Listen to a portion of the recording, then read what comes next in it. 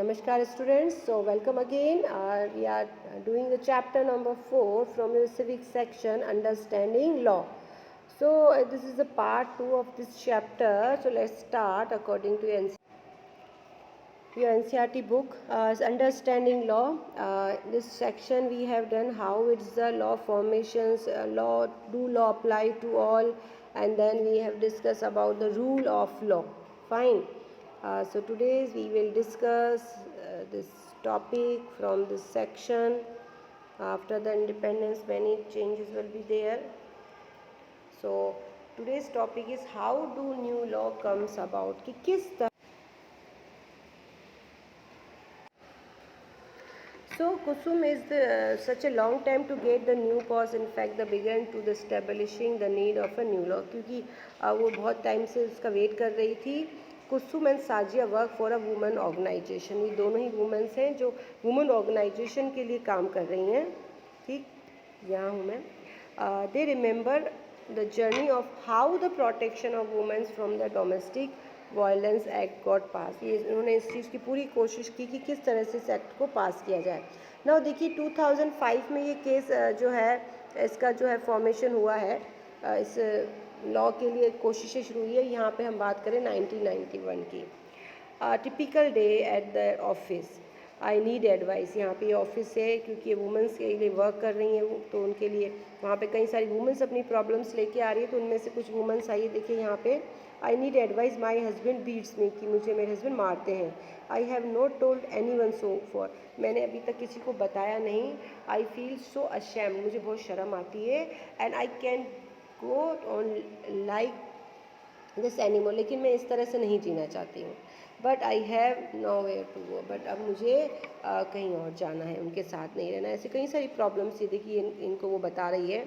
I am bearings ill treated by my son. दूसरी women क्या कर रही है, मैं बहुत ही, मेरे जो बेटा है मेरे साथ बहुत ज़्यादा इल ट्रीटमेंट यानी बुरा व्यवहार करता है. एंड डॉटर इन लॉ, बहू, बेटे और बहू के लिए बात कर रही है. दे वर्बली अब्यूज़ मी, वो मुझे गालियाँ देते हैं. I have no excuse, my bank account, they may even thrown me out. यानी कि है ना, उन्हें उनके बेटे ने उनको घर से बाहर निकाल दिया. तो ऐसी कई सारी प्रॉब्लम्स को फेस करना पड़ रहा है. I don't want to go the police station. अब दूसरी वुमेन क्या कह रही है, देखिए मैं पुलिस स्टेशन नहीं जाना चाहती. I just want to stop the violence, बस मैं ये चाहती हूँ कि ये वायलेंस. देखिए इस वुमेन को कौन टॉर्चर कर रहा है, इसका हस्बैंड. इसको कौन टॉर्चर किया, इसकी सन एंड डॉटर, जो डॉटर इन लॉ है उसने. बट ये दोनों ही पुलिस स्टेशन नहीं जाना चाहती. I want to stop the violence, बस वो ये चाहती है कि ये उनके साथ जो ये वायलेंशन हो रहा है या बुरा है वो बंद हो जाए. I just don't want to be thrown out of my house I am living in. ये नहीं चाहती ये वुमेंस की उसे घर से बाहर निकाला जाए, वो वहीं पर रहना चाहती है. Unfortunately the existing law is the criminal one and does not offer these option. अब यहाँ पे देखिए वैसे तो ये क्रिमिनल केसेस में आते हैं, लेकिन ऐसा कोई लॉ अभी तक बना नहीं है जिससे इनकी प्रॉब्लम्स को सॉल्व किया जाए. Through out the 1990s the need for new law rise the different form. अब 1990s में इस तरह के कई सारे केसेस आए, और इस तरह से केसेस आने के बाद इस तरह के लॉ की डिमांड बढ़ने लगी. Fine. So we hears the testimonies of several women. अब देखिए यहाँ पर उन्होंने बहुत सारी वुमेंस की प्रॉब्लम्स को सुना, ये जो काम करती हैं वुमेन एसोसिएशन में. We have seen that women's wanted to protection against being beaten. इसमें देखा गया कि वुमेन्स प्रोटेक्शन चाहती है कि जो उनके साथ मारपीट हो रही है. Right to continuous living to share household, कि उनको इक्वल शेयर मिले उनको प्रॉपर्टी में. And often the temporary relief, उनको ये रिलीफ चाहिए. We need a new civil law to address this issue. हमें एक नया सिविल लॉ बनाना चाहिए इस प्रॉब्लम को सेट करने के लिए. यहाँ देखिए ये सारी वुमेन्स जो पब्लिक हियरिंग हो रही है, वहाँ पर ये सारी चीज़ें डिस्कस की जा रही है. Now we are just discussing that how the new law form 1990. देखिए 91 से लेकर हम कहाँ पर आ गए, 1990 तक. अब 99 में क्या हुआ, lawyer collectively a group of lawyer, law students, activities and after the national wides consultations look the lead to the drafting to the domestic violence and prevention and protection. अब देखो यहाँ पे इन सभी ने डिस्कशन किया प्रिवेंशन एंड प्रोटेक्शन, किस तरह से उनको प्रोटेक्शन दी जाए, प्रिवेंट किया जाए। बिल इस draft bill was widely circulate, एक बिल बनाया गया जिसे वाइडली सर्कुलेट किया गया। The definition of the domestic violence should include the, अब देखिए यहाँ पे जो डेफिनेशन दी गई डोमेस्टिक वायलेंस की, उसमें क्या क्या इंक्लूड किया गया, physical, economical, sexual and verbal and emotional abuse, इन सबको डोमेस्टिक वायलेंस में इंक्लूड किया गया। The law should cover any womens living within a share domestic space, they should be protected from being evicted from the share household. देखिए यहाँ पे एक तो प्रॉपर्टी का इशू है और दूसरा किसका आया है, वायलेंस का जो है domestic violence. What about some maternity leave, maternity leave में क्या होता है, जैसे वुमेन प्रेग्नेंट होती है तो उनको मैटरनिटी रिलीफ एक लीव दी जाती है जो अभी बहुत कॉमन है। अब इसके बाद देखिए क्या हुआ है, meeting with held with different organisation, अब इसी इशू पर बहुत सारी मीटिंग्स हुई है। The Women want a new law and the domestic violence, the government should introduce a permanent rule। अब ये सारी जितने भी लोग हैं डिस्कस किया है इन्होंने, अब इन्होंने कहा कि ये मैटर जल्दी कहाँ पर जाएगा, पार्लियामेंट में। Finally the bill was introduce in parliament 2002। Finally देखो 1991 से लेकर 2002 में ये बिल कहाँ गया है, पार्लियामेंट में। This bill has none of what we have suggest. अब जब ये बिल आया तो वुमेंस ने कहा कि ऐसा तो कुछ है ही नहीं, जो हमने सजेस्ट किया वो चीज़ें तो इस बिल में डाली नहीं है। We must oppose the bill its present form, हमें इस बिल का क्या करना चाहिए, अपोज करना चाहिए, वुमेन कह रही है। Let's have a press conference, we could also start an online petitions.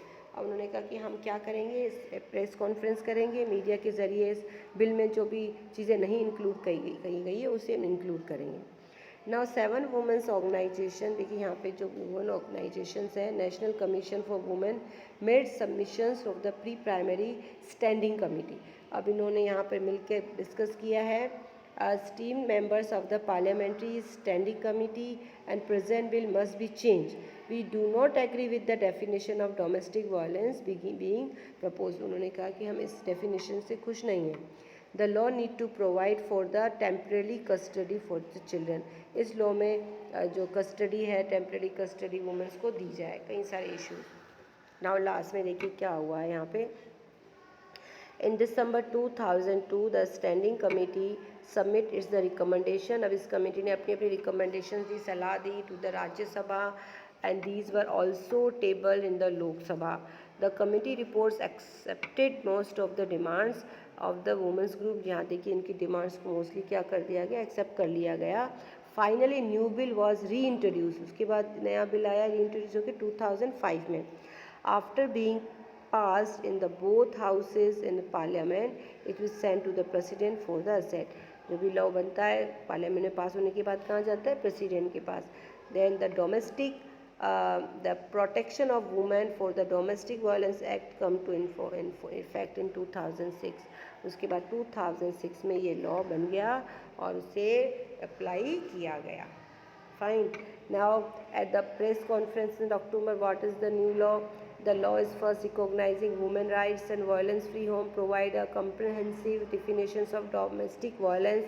This law aimed at the providing relief of the millions of women, जिससे बहुत ज़्यादा फ़ायदा मिलने वाला है millions women को, including wives, mothers, daughters, sister affected by the violence in their homes, जिनका उनके घर में ही violence किया जाता है।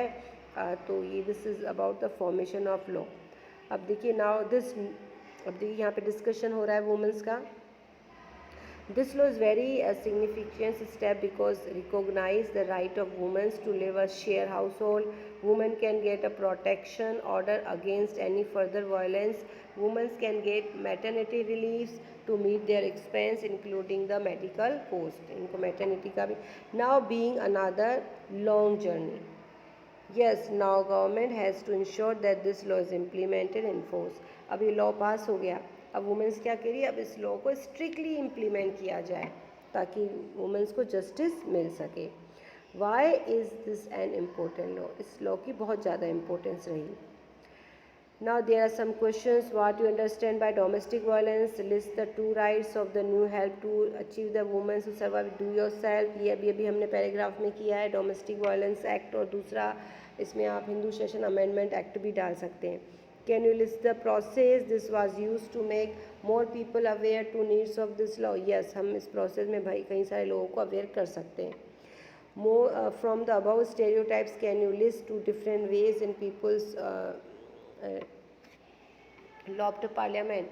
किस तरह से हम कोई भी नया इशू क्रिएट करके पार्लियामेंट में जा सकते हैं अपने उस पर्टिकुलर इश्यूज़ को लेकर लॉ बनाने के लिए। नाउ देखिए यहाँ पर एक पिक्चर दे रखी है, equal relationship and the violence free. Often womens who face violence or abused are seen as a victim. Mostly इसके विक्टम्स कौन थे? वुमेन्स थी जिन्हें दोषी माना जाता था। But women struggle in the several different ways to survive the situation. हालांकि वुमेन्स ने बहुत लंबा स्ट्रगल किया सिचुएशन से बाहर निकलने के लिए। Therefore is the most accurate and relief to terms to a survivor rather than a victim। अब यहाँ पे उनको सर्वाइवर बनना था विक्टिम की वजह। So this is story I hope you have to clear. Now last paragraph. As the above examples show, the role of the citizen is crucial in helping to parliament to frame different concern that people might have into law। यहाँ पे देखिए main important role किसका रहा? Citizens का रहा। इन्होंने parliament को बताया क्या प्रॉब्लम्स है उनकी और उसके लिए लॉ बनाया गया। From establishing the needs for a new law its to being pass, उसके बाद उसको पास किया गया। At every stage of procession voice of citizen is crucial element. हर स्टेज पर उनकी वॉइस थी, लोगों की आवाज़ थी, सिटीजन्स की। This voice can be heard. अब इस वॉइस को किस तरह से पहुँचाया उन्होंने?